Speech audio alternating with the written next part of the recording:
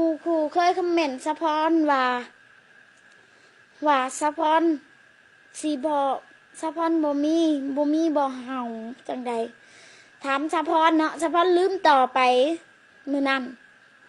บ่เด้อสะพอนบ่มีเห่าเพราะว่าสะพอนมีถ้าหมู่ครูยังให้ถ้าผู้ใดมีเห่าเนาะสะพอนสิมาบอกเลยถ้าผู้ใดเห่าหลายน่ะนะถ้าผู้ใดเห่าหลายแล้ว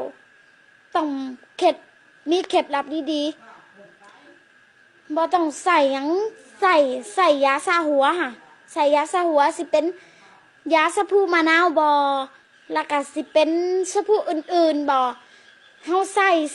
เฮาหูใส่แล้วเฮามันเป็นตะปวกแล้วเฮาก็บ่ต้องไล่เนาะบ่ต้องไล่เฮาใส่ไว้เฮาเฮ็ดไปจัก10มื้อเนาะ10มื้อแล้วมัน10มื้อแล้วมันสิเห็นผลเลยทันทีเนาะมันสิบ่มีหยังเลยในหัวเฮา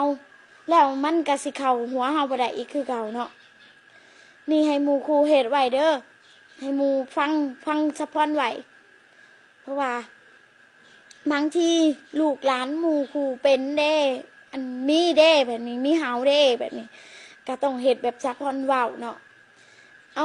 อายาที่มันคิ้วๆเนาะเอายาที่มันคิ้วๆแล้วใส่มันลงไปเลยแล้วบ่ต้องไล่มันบ่เป็นหยังมันแล้วมันสิดีเลยหั่นน่ะมันสิบ่มีหยังเลยเฮาก็สิบ่มีมันสิมีแต่รังแคอย่างเดียวแต่สะพอนก็เอารังแคบ่ได้เนาะเอารังแคออกบ่ได้นี่ให้หมู่ครูเข้าใจไว้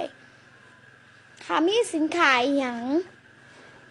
สะพอนก็สิโฆษณาให้อยู่โฆษณาให้ฟรี